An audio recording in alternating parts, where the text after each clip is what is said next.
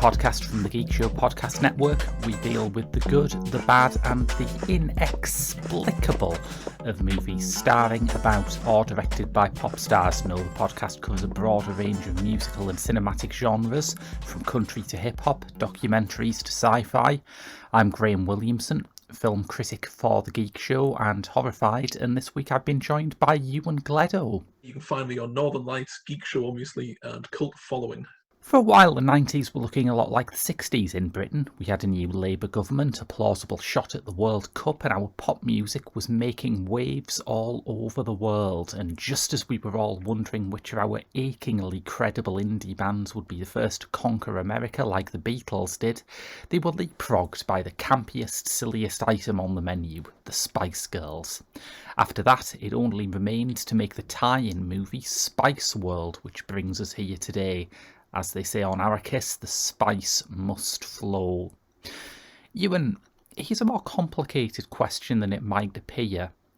What is the Spice Girls' legacy? I think their legacy is that they were a good pop band. They ushered in a new wave of music in Britain. Because, you had Britpop for that 5-year period before the Spice Girls came in. And then all of a sudden it's flashy clothing. It's back to really 5-piece groups like the Spice Girls, and then Coldplay came along and you had Radiohead. They're obviously very different to the Spice Girls, but that pop attitude came back, which was, regardless of what you think of their music and the movie, it's their legacy can definitely be defined as they sort of brought back a genre that hadn't been seen in decades. Yeah, because I think you can't really understand the Spice Girls in my book without understanding why Britpop happened. And I think an underappreciated reason why Britpop happened is that late 80s mainstream pop was so bad. Yeah, definitely. it is not a normal state of affairs for the Great British record buying public to actually want to listen to northern guitar bands on independent record labels, but Mel and Kim forced us into it. Yeah.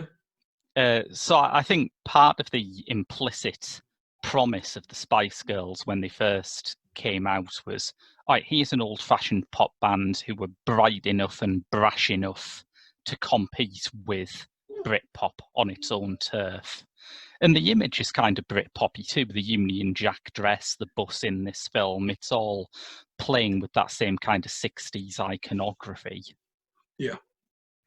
I think it was Britpop that sort of, I remember I think it was Select in 1993 when they had Brett Anderson from Suede on the front cover in front of the Union Jack.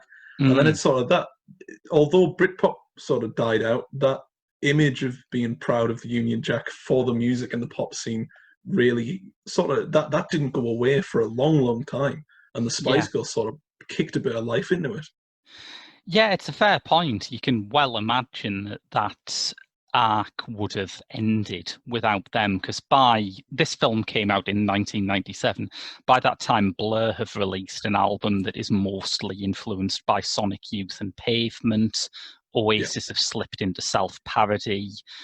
Pulp are 1 year out from releasing This Is Hardcore. There's not a lot of sort of cheerfully patriotic good spirits going on here.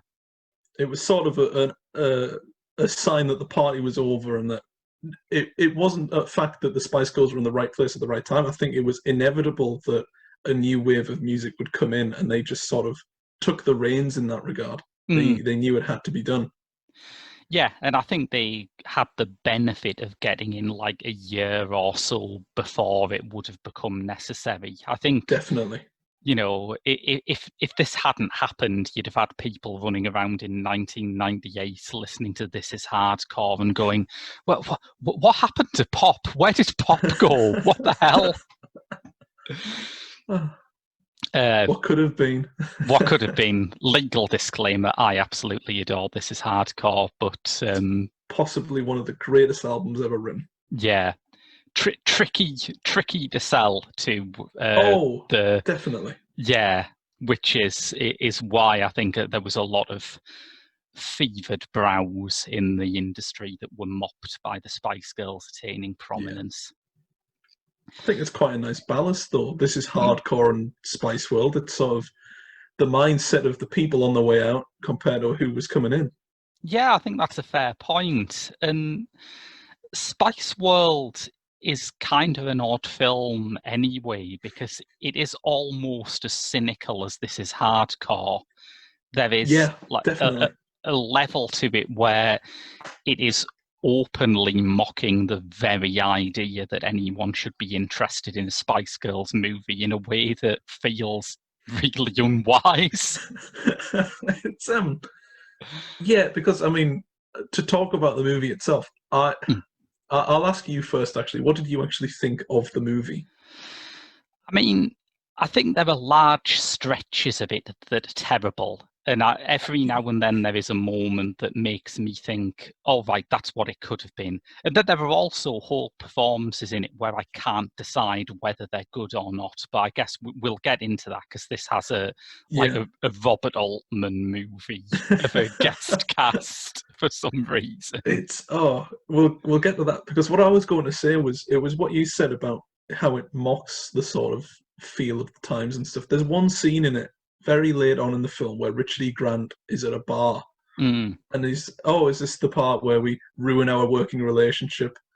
And yeah, that was sort of it would have been so on the nose and like a wink at the camera if it weren't just a bad film. yeah, It would yeah. have worked if there was a bit of power behind it, but I, it's a strange one. I mean, it gets off on a bad foot by essentially inviting comparisons to the film that we covered on this show last week, which is A Hard Day's Night, which Yes, yeah. I understand fully why someone trying to make a pop cash-in movie would want to look to A Hard Day's Night, but it is a fight that this movie cannot win. I mean, for one thing, the thing that surprised me the most is that A Hard Day's Night is just like this amphetamine hit of energy. It's the most Yeah. energizing movie. And I have seen Bella Tarr films that were faster paced than this thing. Pretty sure Damnation got through the first act quicker than Yeah. Spice World did. It's I mean, even if you look at the poster of Spice World, that's sort Mm, of they're all jumping up in the air like they were on A Hard Day's Night on the poster, where they're in the yeah. street and they're jumping. It's I don't know if it's mockery. I do think that's just, oh, the Beatles did it and we're like the modern Beatles. We'll Mm. do that. So I think it's of an honest nature that they've done it. But obviously, to say, oh, we're like the Beatles is a bold claim for any band to make. Yes, yeah.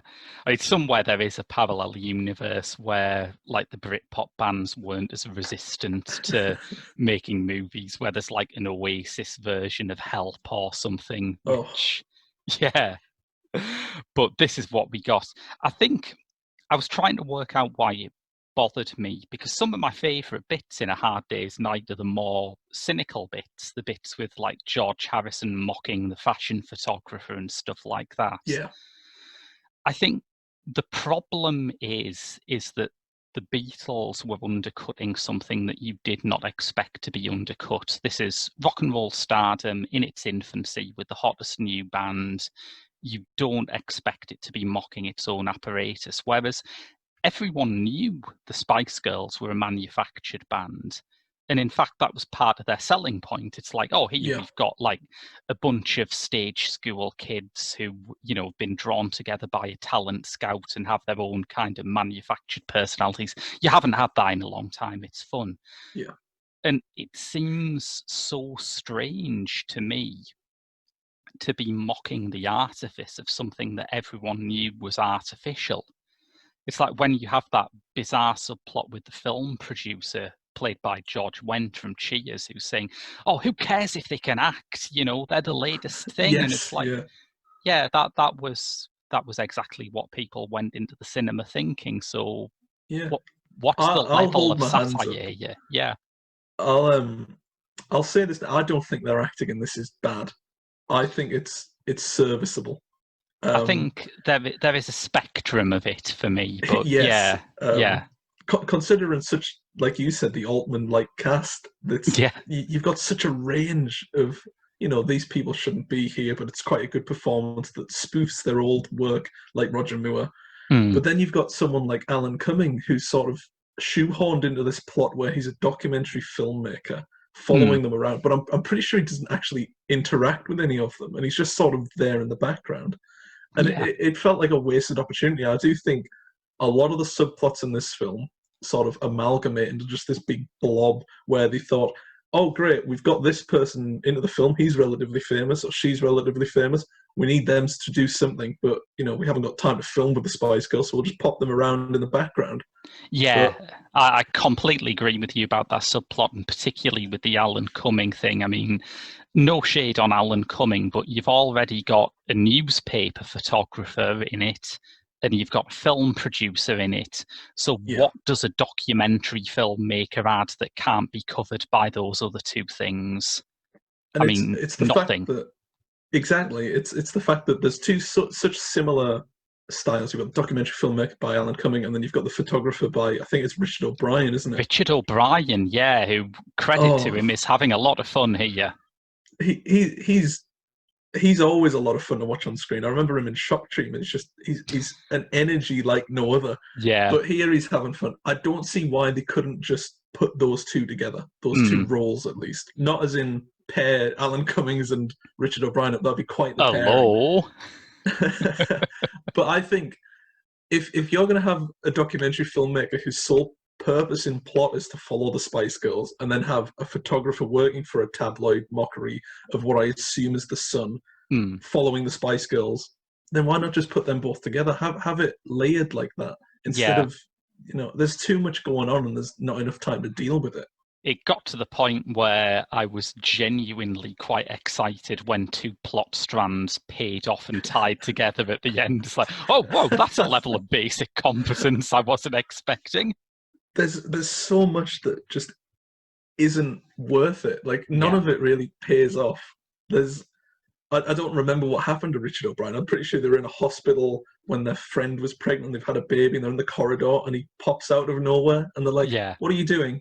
And then that's it. That next scene, they're in a taxi on the way to play their concert, and it's I like I understand that we're not going to get extreme quality or consistency from a film that is basically a vehicle for a factory-made pop band. Mm. But at the very least, you'd expect sort of an understanding that these subplots need to be finished. Because these Yeah. people who they got for the movie are professionals, They Yeah. got Richard E. Grant, they got Roger Moore. I'm pretty sure they got Claire Rushbrook as well from Secrets and Lies. And there is a scene, isn't there, in the closing credits where they do lines from Secrets and Lies in there. This movie has Mike Lee references in. Baby Spice does a Mike Lee reference at the end credits, and it's uh, I haven't got the words for it. It was like it just had it beamed in from a different reality. It's like, right, well, what a way to end the movie. I can imagine the 7 people on the initial release who understood that reference, because I'm not saying that, the two audiences connect that much. They don't have a lot There's of not a crossover fan base, is there? no, they don't have too many consistencies with one another. But like, I guess it's because that film came out around the time. Like it was Yeah. '96, wasn't it? So it was the Yeah, year I before. guess. Yeah. But surely there's some more relevant pictures to put in, or at least more popular stuff. You've got Richard E. Grant, who was in Withnail and I. I mean, No, no references. we've mentioned Richard E. Grant a few times, and this is the thing. This is the one that was making me think: is this performance good? Because I feel like I have no reference point for what Richard E. Grant is doing in this. I really like Richard E. Grant as a performer. I Me think too. here it's that sort of have you seen him on Twitter where he'll upload these videos and he'll just be sat on his sofa and then just start laughing and he's really happy, Yes. and I don't know why, but his performance in Spice World reminds me of that. So I think rather than it being a bad performance, I think he's just having a lot of fun and doesn't really care as much or wants to apply himself as much to something that, you know, isn't going to win him awards or anything like that. I think this is just sort of a release for him. It's where he can bring that manic energy that we know he can do. And he's just sort of saying, all right, this is what you're getting. You're going to get this sort of manic swinging character where it just from one end of the pendulum, it's, you know, hard line. It seems like he hates the Spice Girls at times, saying you can't have fun. And then it leaps the other way, and it's like, where have they gone? I care for them. It's so weird. It is such a strange performance, and I think maybe you're right, because obviously Richard E. Grant is a national treasure now, and absolutely. Part of the reason for that is because he is capable of just goofing around and laughing at himself so much. But at the time this was made, he was doing stuff like Scorsese's The Age of Innocence. So I guess there is kind of a pent-up, goofy energy in him that he is letting out here.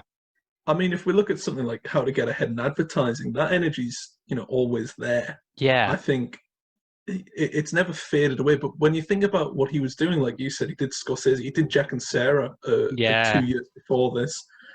He was gearing himself up to be sort of the poster boy for, you know, throw a BAFTA my way or something like that. And then he does the Spice World movie, and it sort of undoes a lot of the work he'd been doing to that point. And in a strange way, he maybe needed to do that, because I can't imagine like award season habitué Richard E. Grant would be as much fun. Yeah. I think this is a release he needed at the time from doing those sort of awards heavy movies. I mean, in terms of people who were in major awards baits, the most incredible one that I found out about is someone who did not make the final cut of this movie, which is originally there was going to be a cameo from Gary Oldman. Really? I didn't know that.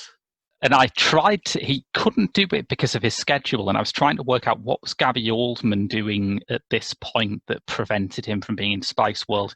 It might have been Nil by Mouth. Right, okay. Just think about Gary Oldman going off the set of Nil by Mouth and going on to the set I'm very sorry, I World. can't come in to shoot the scenes today. I've got to record my Spice World cameo. That's... I'm very sorry, I've got to do a scene with Baby Spice. It's... I mean, speaking of cameos, there's a lot of people that... Apparently, I've got a very old man's music taste, but there's a lot of people I recognise. You know, you've got Elvis Costello, Elton John, Bob Geldof's in it for a bit as well. He's got quite a lengthy cameo compared to the other two. I was looking forward to the Elvis Costello cameo, but it's pretty nugatory. It's pretty quick, but I read an interview he did about Spice World a couple of years after, and he explained it, and he said it was quite ironic because I think it was a year before he filmed the scene as a bartender. He'd gone teetotal. Right. So, but no, I think it was just nice to see. I didn't think it'd be that late into the film when we saw him. I thought it'd be a throwaway cameo like the Jonathan Ross one at the start. I was expecting something like the Jules Holland one where it plays into him being a musician. But it is quite an odd thing to throw in very late in the film. They held that card very close to their chest. They weren't giving up us Elvis Costello too early. Elvis Costello. You got to suffer for him. Elvis Costello in Spice World is like Tilda Swinton in Avengers Endgame. Just when you think they're all cameoed out, bang, there they come. I think it's like the final 20 minutes, it's a really big rush job. And it's sort of, all right, we've got to amalgamate all these subplots into one. We've got time for Elvis Costello, bring him in. And then just sort of wheel him out into a bar. And then it's odd. Like, you could cut that entire scene, the film would be no different. You could cut all the cameos and it'd be no different. And it is rushed too. I mean, I don't want to judge something made in the 90s by modern special effects standards, but this had a pretty decent budget, and it has some of the worst green screen I've seen since like John Pertwee or Doctor Who. It is ghastly. It's below par for, if you think about sort of what CGI was happening in the 90s. You know, you had The Matrix 2 years later, you had Jurassic Park in 92. And I'm not saying Spice World's going to have the same budget as that. Yeah. But the technology was clearly there to do at least something more upstanding. And it's like it's green screen, you know, it predates CGI. It's a pretty Yeah, basic effects technique. There's no reason why a big film from this era should look as bad as this, but yeah.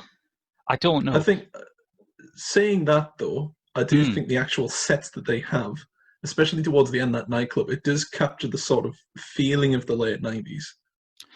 Yeah, I am interested in this film primarily as a kind of late 90s artifact. I mean, there's a joke about Teletubbies in there, and it See, brought I back got to that one. see, there was a time when people just could not handle Teletubbies, and they thought it was the strangest thing they'd ever seen. So yeah, that brought it all back. Um, I think it's inevitably there are going to be cameos and jokes in this film that sort of either don't age well because the subject's just been forgotten about, or mm. just because it doesn't really make sense by today's standards. And I think Spice World does have some of those, but I don't think it has enough where it's all right. These are getting a bit inconsistent. But It you know, you've doesn't got quite Meatloaf as a have bus driver. that. Yeah, maybe it It's needed a bit more of that kind of Proustian quality, a bit more of that. Oh, I remember that feel. yeah, because you know you've got they throw in a Poirot reference Mm, with Hugh Laurie, and I thought, yeah, okay. I mean, Poirot's a timeless character, and nobody's ever going to forget him. That's fair enough. But then, like you said, there's a Teletubbies one, so it's sort of balancing it out in all these weird ways. I think one of the things that I found frustrating about it is that there isn't a consistent level of reality. And I'm not saying that in a sort of film crit way. I actually Yeah, think if this existed at a complete cartoon level all the way through, it would be tons better. But yeah, you do keep cutting back from scenes like the one which introduces what's his name? The guy who plays Dame Edna Everage, Barry Humphries, the yes. one that Oh, yeah. the Like, one that introduces him is active parody. It exists on no level of reality. You know, it's a joke about filmic conventions. And then yeah. it gets back to after that, it becomes a comedy that has fantasy sequences. And you think, well, why do you need fantasy sequences? It started raining inside someone's office. You know, what It's limits of reality do you need to transgress? and that's the thing. I think it's more frustrating than anything else because the scene with Barry Humphries and the bit with Richard E. Grant at the bar, those are signs of strong mockery of a genre that has been oversaturated by cliche. The problem Spice World has is that the scenes around those brief moments Mm. fall into the actual cliches they're trying to criticize. Yeah, Have yeah. such a very simple narrative structure, and then Mm. maybe two or three scenes where it's like brief criticism of the genre that they're in, and then it's back to it. It's back to the 9 to 5 of following the Spice Girls around London. Yeah, yeah. So I think that's very true, and I think the girls themselves become better actors when they are in a more over-the-top scene. I have a Yes, weird fondness for the scene where they imagine themselves in the future as a load of inexplicably northern mums. I think that there's just a joy in performance there that I wanted more of. yeah, I think there are definite scenes where it's sort of that energy comes to life and they bring it out and they display it quite well. And then there's scenes that are sort of they're put together in a way that should utilize that energy, but they just can't for whatever reason. Like the bit with the boat where the two Mm. kids who've won a meeting with the Spice Girls go onto the bus and they're like, "Oh, we're going to escape and steal a boat," and it's got that manic energy to it, but the people involved just can't bring themselves to finish it off. Yeah. And I think also it's partly a directing problem because, as I said before, that for something that is aiming to be absolute manic, fourth wall breaking farce, directorially, you're not talking about hell's a pop in here. It's quite leaden. And it's strange because Bob Spears, the director, has directed a lot of the all-time great television sitcoms. He directed episodes of Fawlty Towers, Absolutely Fabulous. You think he should understand this kind of energy, but it's not there. I think, I mean, Bob Spears, he clearly has a background in comedy. He knows what he's doing. Do you think then it's just sort of that step up from television to filmmaking?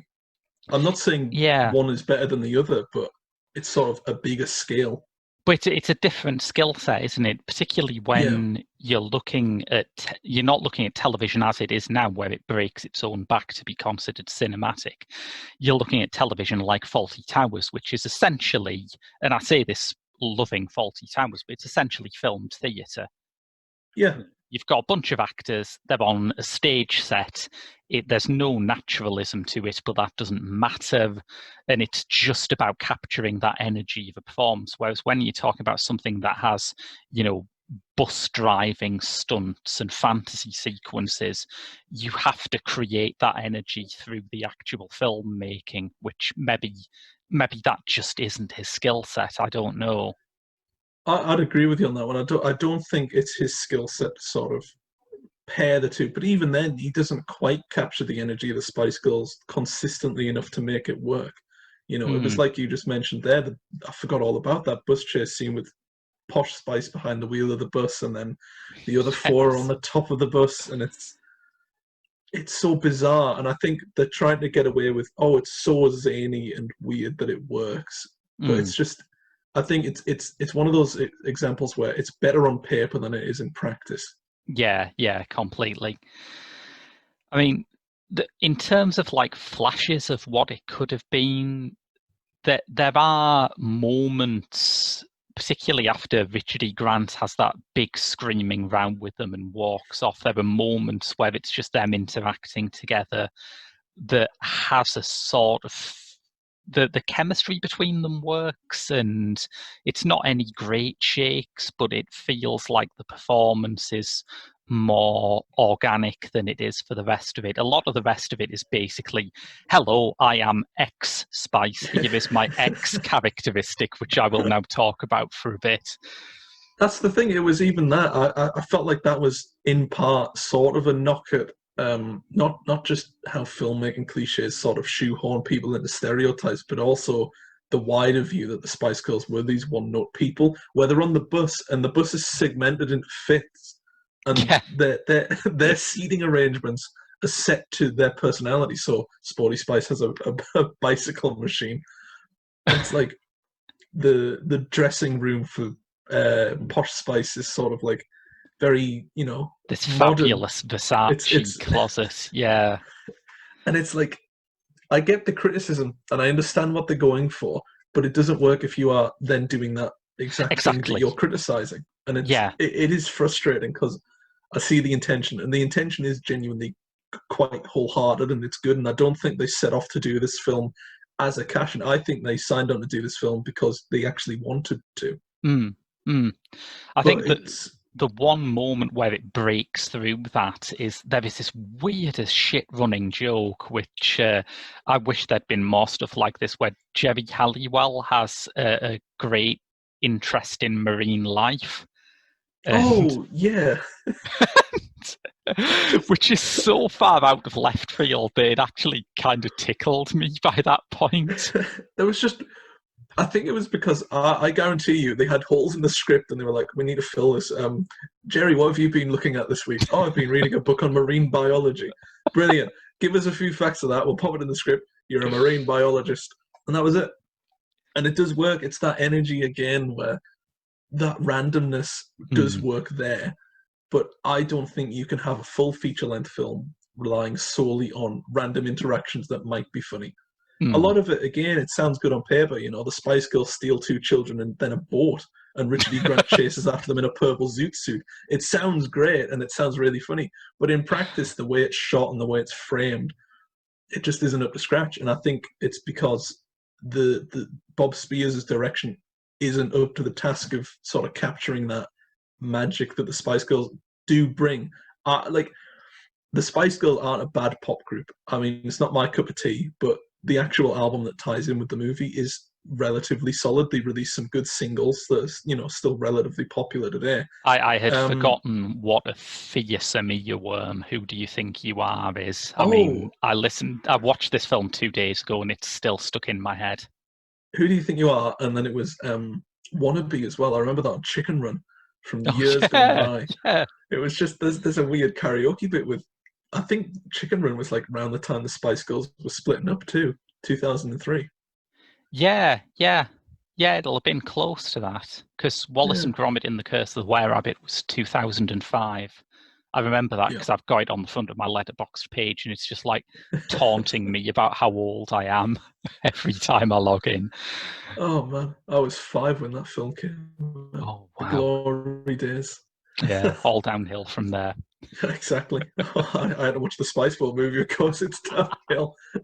But it was, I mean, we talked about the cameos and we talked about, I mean, we left out Bob Hoskins' weird thing where Jerry Halliwell transforms into Bob Hoskins in a Actually, phone booth. quite funny, I thought. It Well was, done. I thought it was really good. That is When he another did the joke girl that power, works. Yeah, that was solid. yeah. They're just, I think that works because Spears doesn't have to do anything with the camera. He doesn't have to move it or frame it any differently. He just needs the phone box on the right and the road on the left. So Bob Hoskins walk into the center, do the Spice Girls piece, and then walk off. And that's really quick. I think where Spears' direction falls to pieces, though, is that it's all well and good framing a sitcom like Fawlty Towers, where the camera is on a set and just on a track going from left to right. It doesn't have to do much apart from the odd close up. He's working 360 degrees in Spice World. So he's got this new plane. He doesn't realize that he can move the camera sort of around, and he tries to do it on the bus a few times when he's showing what the Spice Girls are doing and why they're themed like that, and it just doesn't work. And I think it's because he's going for all these static angles where it's very not minimalist but simplistic, where it's sort of zoom, shot, cut shot, and that's it. There's no, I don't know. There's a couple Dutch angles in the club, and I thought that was a bit weird. Yeah. Just a tilted angle to show that there's a heavily pregnant woman on the balcony in a club, and it was right. Okay. But yeah, he's really lacking something in the direction department, and I don't think it's because, like you said, he's a bad director for television. I think it's because he doesn't know what to do with these subjects. Yeah. I mean, Spice World exists at the intersection of a few genres. Obviously, it's a comedy. It also has a kind of action and a chase element. Yeah. It's also a musical, of course, and that Yeah. demands a great amount of visual style. So it's quite cruelly exposing someone who's come from this TV sitcom world to expect him to suddenly make, this combination of A Hard Day's Night and The Fast and the Furious. I think that's a bit much. It's such a great leap for him to make. It's like I can't think of anyone who would have fared any better in the directing department for this. I don't know. And it's maybe it was always doomed to fail because one of the things about 90s culture is that it is sometimes painfully ironic. And obviously there were some great directors in Britain at the time this was made, but someone like Danny Boyle isn't going to risk doing something as uncool as making a Spice Girls movie. So he was still riding high at Trainspot, and he couldn't go. He would have went the complete other way thematically. He's gone from dingy Edinburgh, grey and gloomy, very hard-hitting stuff to we're going to flaunt around London with the Spice Girls. It's such a jolt to make. Yeah, I think everyone who was good back then had a career that was in some way founded on not being the kind of guy who makes movies like this. Of course, I think Mike Leigh could have done it. I mean, the big fans of Secrets and Lies, of course. He's got the cast for it. He's got secret Mike Leigh fans in.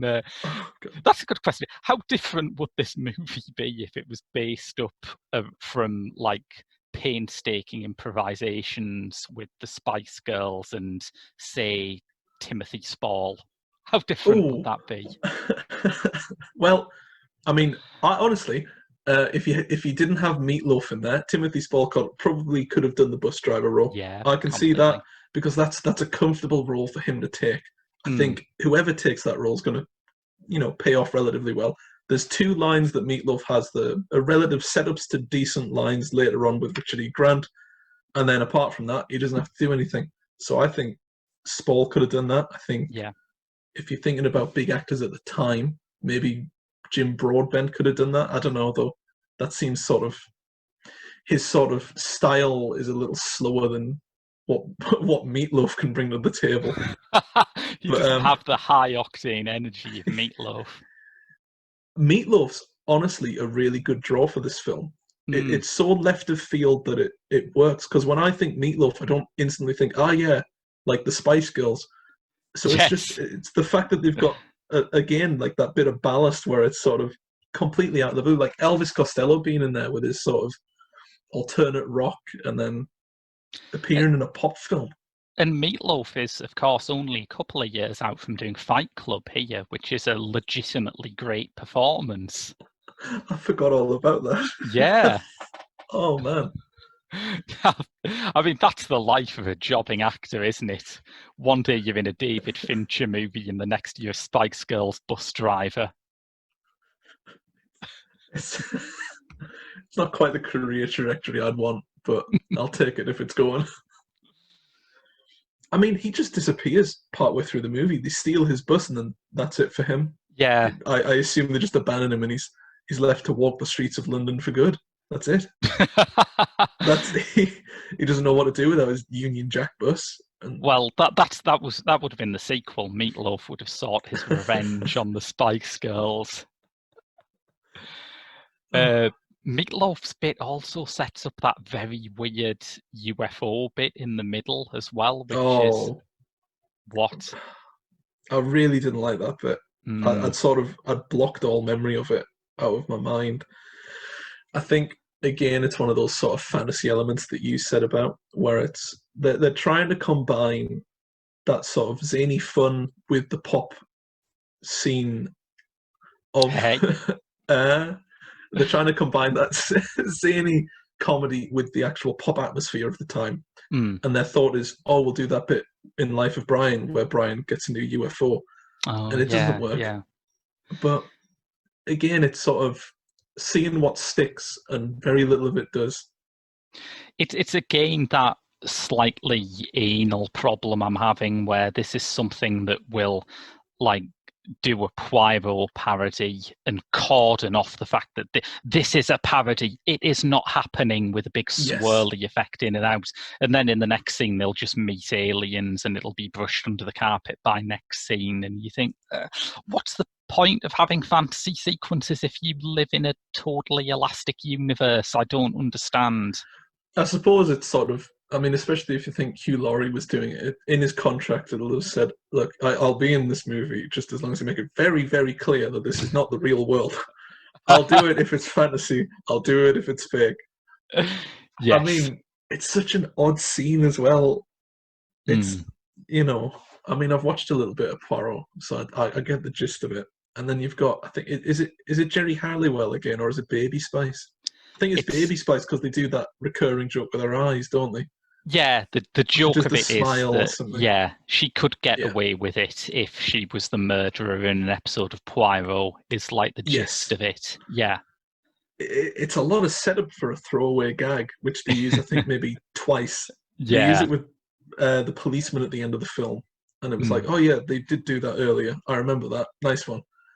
But other than that, it's sort of, again, I don't know why it's being done. The other thing about Emma Bunton in this is there seems to have been, I was going to say some miscommunication, but the writer of the script is Kim Fuller, who was the brother of Simon Fuller, the Spice Girls manager. So, presumably he was hired because he knows this stuff inside out. I was going to say, if this was a jobbing comedy screenwriter, my assumption would be that there had been some sort of miscommunication and the writer thought that Baby Spice was literally a baby. Yeah, some of that stuff was really weird. It was just sort of a bad taste on the mouth. But because she's talking about, like, her part of the bus, she sits on a swing and she has a collection of teddy bears.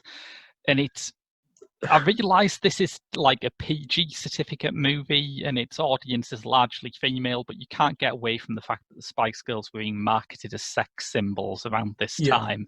And you look at this stuff and you think, who is this for? Because I don't like it.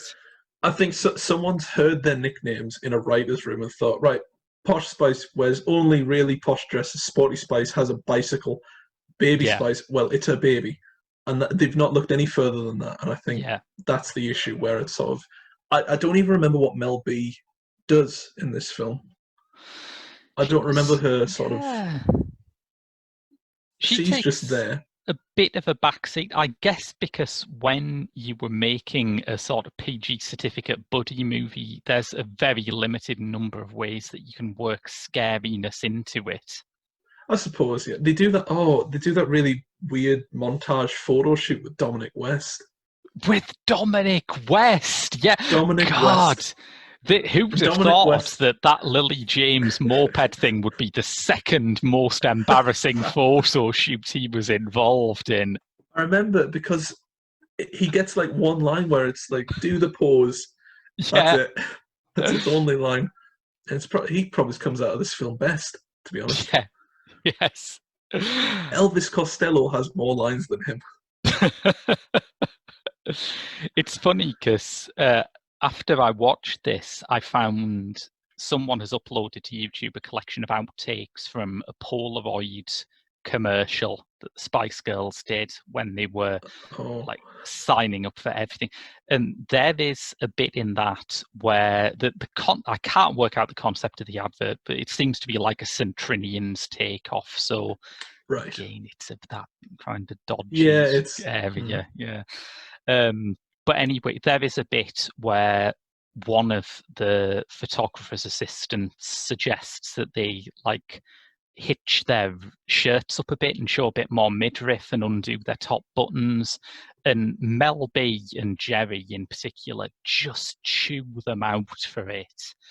And it was fascinating comparing that to what I just watched, because I thought in many ways this is the version of Spice World that I would like to watch. What happens when you get 5 pretty ordinary girls, make them the biggest stars in the world, and have them marketed in this way that is sometimes pretty uncomfortable? Yeah, I think again, it's one of those sort of the concept is there. They've assembled all the pieces for it, and then they just don't follow through. They don't manage to bring it all together. They don't manage to, and I suppose it's again we have to understand the audience for this sort of film, where it's going to be, me and you aren't going to go and watch this film at the theater if it's ran. It's more, a kids' film, or it's predominantly the fans of the Spice Girls themselves are going to go and watch a film about the Spice Girls. Yeah. But at the same time, I think it's like you said, where that's sort of the sex appeal is exploited to sell tickets.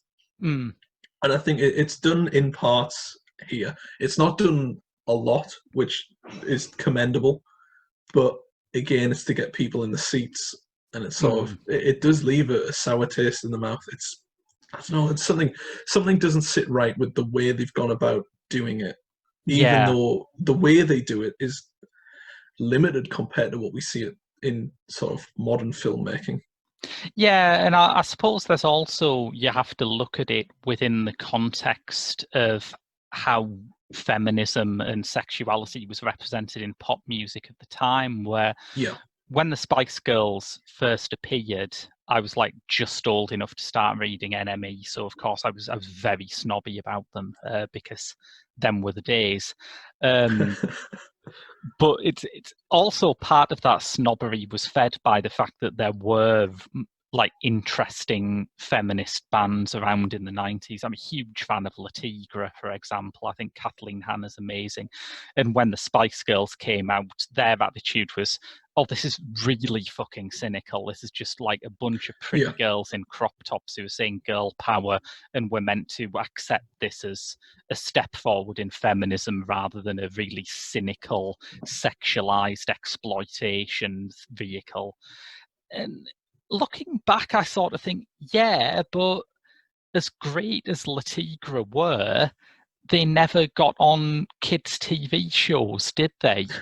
And I think that's kind of the purpose of it, for like a 5-year-old girl to be watching Saturday morning TV and see 5 women who support each other and are strong and talk about how girls are powerful. I mean, yeah, if you're spending all your day listening to Riot Girl bands, it's not your thing, but it's not for you, like you said.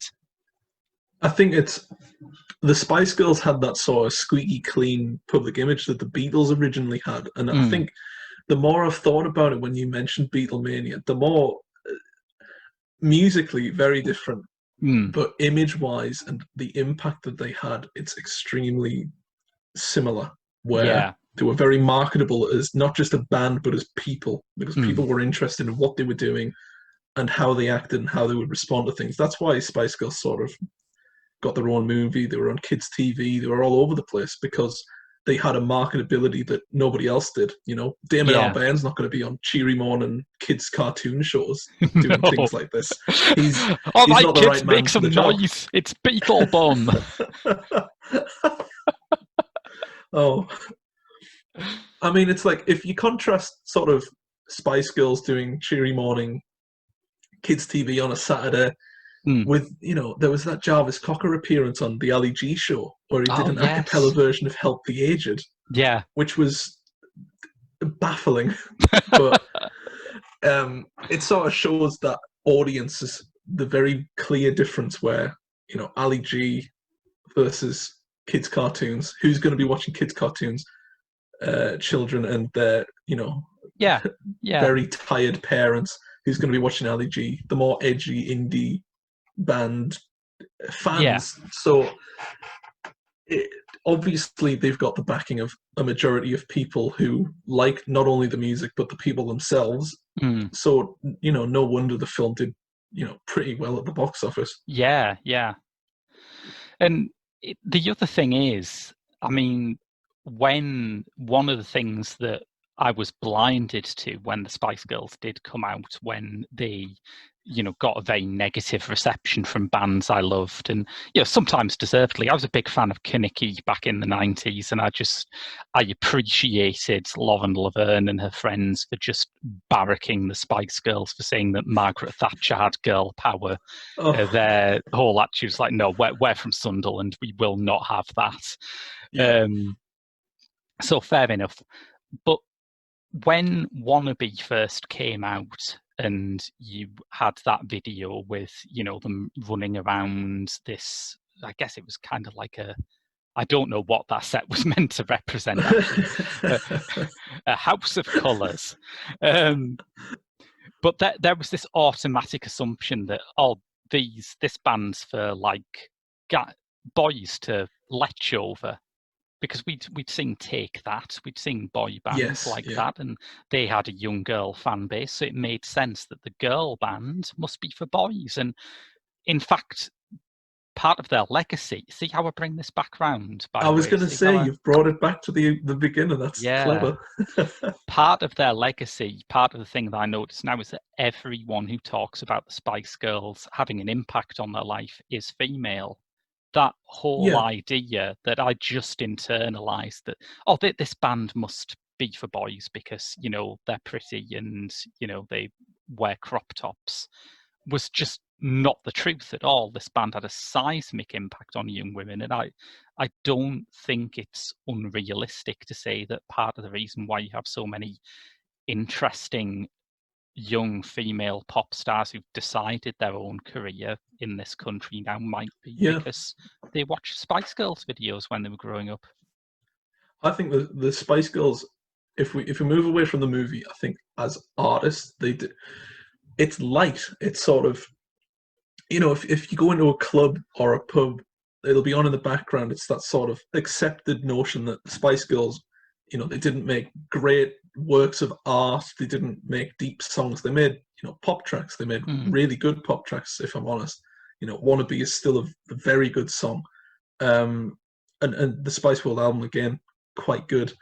But I think to understand that the Spice Girls are just sort of more than their music. The music might be simple, but the people behind it were, you know, while they might look factory made, they've inspired a lot of people and they've done a lot of good. Mm. Yeah, yeah.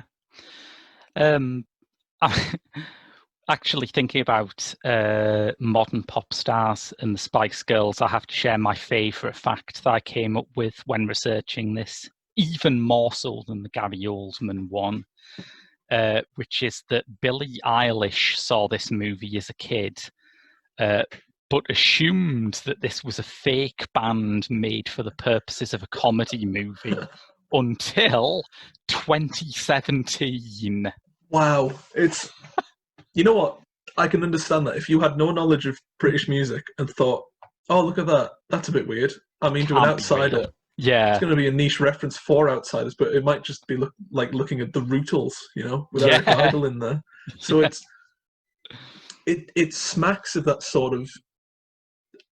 Like I said earlier, there is a wholehearted nature to this film where these people set out to make an honest shot at making a comedy film and a Mm. musical, not just to promote their new album, but because they thought it was a good idea to make a movie.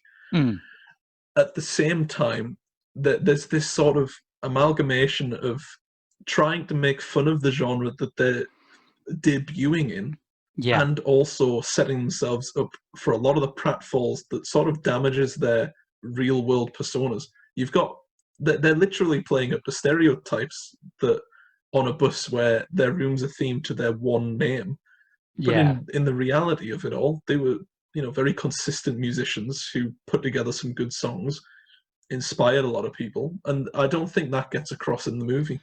Yeah, because around this time, I mean, this is about 5 months before Jerry Halliwell left the band, which was a real kind of. It's one of those mad things where you look back on it and the news at 10's kicking off with Jerry Halliwell has left the Spice Girls. You think, sorry, were there no wars going on that day or something? But that points to why this should have worked, because back in the late 90s, the Spice Girls was the soap opera that everyone was following. They must have had compelling personalities to engender this kind of obsession within, well, the world, frankly. But the film is just too much of a mess to really get it across. I think it's a shame as well, because I did go into this film thinking there is potential here for this to be, relatively good. Musicians in the past have made good movies. You've got the Beatles with Hard Day's Night and Yellow Submarine, that sort of, the likeness and stuff. And then you've got, passion projects from people like David Byrne who did True Stories. It's not a hard leap to make from being a musician to an actor, and that's something we're seeing more and more these days. So the Spice Girls are definitely sort of they're primed to do a role or a movie like this. I just don't think the potential is there from a creative standpoint. I don't think it's all that. Yeah, completely. And I think part of it too is that although I do have a great affection for the 90s, I can't not have an affection for the 90s. It's when I grew up, but it was too flip an era to really concentrate on what was interesting about the Spice Girls, which for me is captured in those Polaroid outtakes. If the Spice Girls were around now, the whole movie would be about them upbraiding sexist photographers because people are more comfortable talking about issues in an upfront and sincere way. But definitely, yeah. In the 90s, it all had to be buried under like about 7 layers of irony until you can't tell whether someone means it anymore. It was sort of, I mean, that Britpop movement and the end of that, where it inspired bands like Coldplay and Radiohead, we were seeing something similar in film. There's this whole weird branch of films like Notting Hill or The Full Monty that they're two very different films, but they have that sort of same feeling to them of very British, very, you've got Hugh Grant in one, you've got Robert Carlyle in the other, but I don't think he's British, is he? Oh, no, he is British, yeah. Brilliant, there we go. Yeah. It works, that's all right. But yeah, you've got The Full Monty with Robert Carlyle, you've got Notting Hill with Hugh Grant. Hugh Grant was the poster boy for British filmmaking. He did 4 Weddings and a Funeral and then just skyrocketed from there. Yeah. And I feel like the Spice Girls saw this and thought, we're relatively popular. We could do that.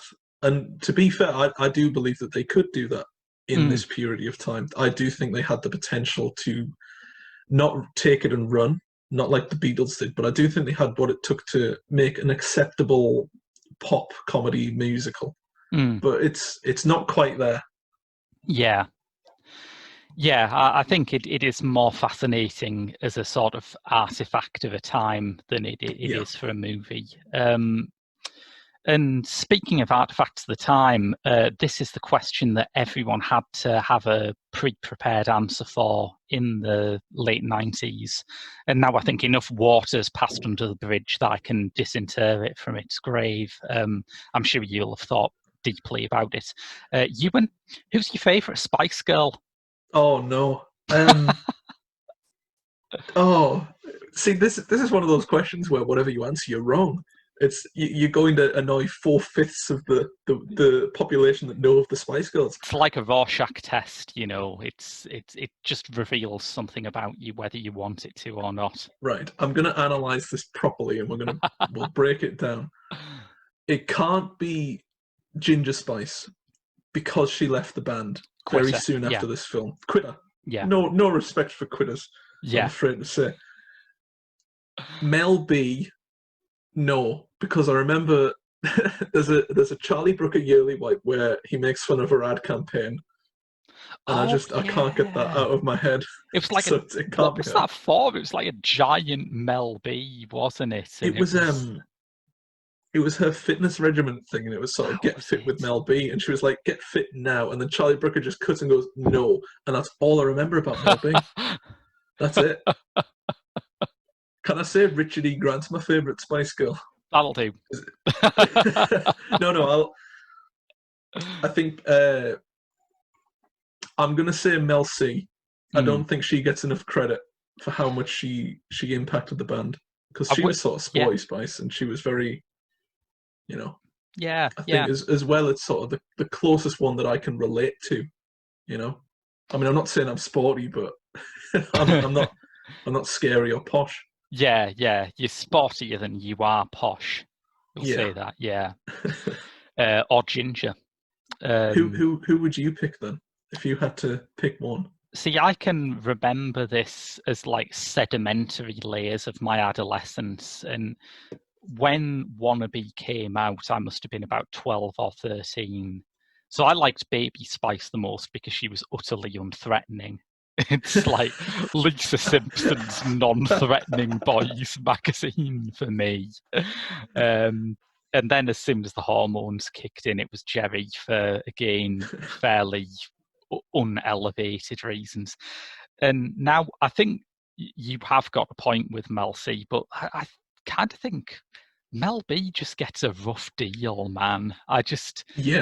I wanted more of it. I wanted to see something of the woman who I saw like tearing strips off that Polaroid photographer, despite being dressed in a sort of a frankly fetishized schoolgirl uniform, just marching up to him and reading the riot act.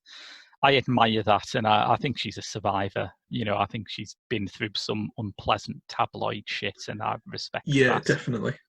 But that was the thing as well. You know, they were sort of a cultural phenomenon, because they ushered in this new wave of music. The tabloids picked up on it, and that was it. Like, just like that, they were so invested in their lives and their personalities. It's very ghoulish, but unfortunately, that's the world we live in. Mm-hmm.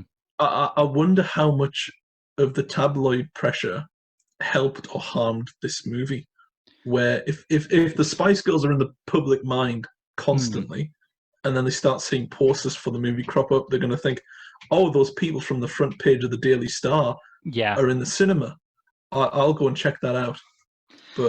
And it's at the start of when that became a thing, wasn't it? Because previously the logic was that if someone is in the newspapers all the time, there must be a movie there. If people read it in the newspapers, they'll watch it in the cinemas.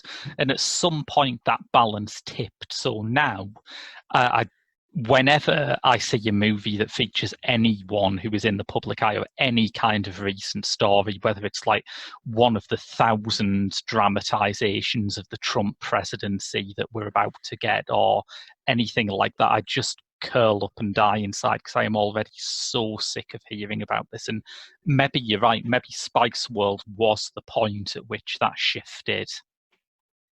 Yeah, I think for me, because I mean, I wasn't alive at the time the Spice Girls were popular. Like, I wasn't born until 2 years after this movie released, so I sort of skipped that tabloid stage of the Spice Girls. Like when I was old enough to read newspapers and stuff, It Mm. was sort of Elton John was getting a lot of the flack in the papers when I Yeah. was reading front pages. So this isn't a new thing. I just think it started getting more prevalent with the Spice Girls by the sounds of it. Yeah. It was like you said, where it was Jerry Halliwell's left Spice Girls, get it on the 10 o'clock news, that's the lead story. Yeah, exactly. And it is kind of a shame because I think cinema can and should be something that reflects the society it's in, but it Yeah. takes a long time to make a film. And when the bones of a story have already been picked clean, you can't do that. But Yeah. I mean, they tried. They had that tabloid character. mm, But again, like most of the subplots, it doesn't go anywhere and it just sort of fizzles out, really.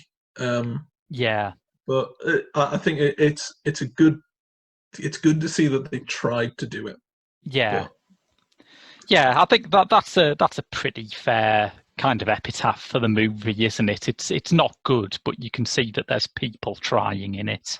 yeah, it by no means is a good movie, and it's not something I'd want to return to. But it's admirable that they tried, and I do think there's honest intentions from everyone involved to try and make a good film rather than a cash in for the album that released. Yeah, which I learned was recorded when they were actually on set, which basically makes that second Spice Girls album the Spice Girls equivalent of New Adventures in Hi-Fi by REM. It's That's amazing. yes, It's so they did a movie and an album more or less at the same time, mm, whilst dealing with tabloid pressure, and I assume touring the album. yeah, It's a genuine feat of endurance to do so much in such a short amount of time. yeah, yeah, and I like I say, when you go back, there was all that speculation about why Jerry left and did she clash with such and such a person? Was there interband rivalries? Was it because of someone they were dating? And when they talk about it now, they are pretty upfront about the fact that no, we were just exhausted. We just Yeah, couldn't do it anymore. And you think, yeah, sometimes the less mythic explanation carries a certain yeah. truth, doesn't it? Yeah. It's again to compare them to the Beatles, the controversy around the Beatles splitting up and Yoko Ono Mm, and John Lennon and Paul McCartney falling out, compared to the Spice Girls just saying, no, we were just quite tired, to be honest. yeah. It sort of fizzles out all that controversy and like you said, the mythical element to that ghoulish sentiment of tabloid, where they're picking apart why it's happened and stuff like that, and then years later, it's just we were a bit tired, we packed it in. I think that there is a sense that it must be some bigger story because they were such like larger than life personalities and they were the focus of Yeah, such attention. But in reality, there is there is going to be a limit to how much you can just pick girls in their early 20s out of obscurity and put them into this insane machine and yeah. have them want to do it for a long time. It's just a Oh human yeah. thing. It's everyone has their breaking point. And I think they did very well to get so far with such pressure Mm. in such a flurry. And every now and then there's like talk of a reunion, and there was one in 2007 which they played some dates, but it kind of petered out for one reason or another. But I will say this, that 2007 reunion was announced live on stage by Richard E. Grant. And Oh, I just love the idea that Richard E. Grant is just the keeper of the Spice Girls legacy he's now. secretly their manager in real life. This acting thing's a front. He's actually the Spice Girls manager for touring. That's why he was behaving so weird when he got the Oscar nomination. He thought, oh no, this is going to blow my cover. He was so relieved when he didn't have to get out the chair and stand at the stage and say, "It's been a farce. I'm actually the manager of Baby Spice." And that was it. That would have been the end for him. Well, that about wraps it up for this episode of Pop Screen, I think. Do you just want to remind listeners where they can find you normally? You can find me on Northern Lights, Geek Show, obviously, and Cult Following. And I am on the Geek Show and horrified. But until next time, that's your lot from Pop Screen. We'll see you next week.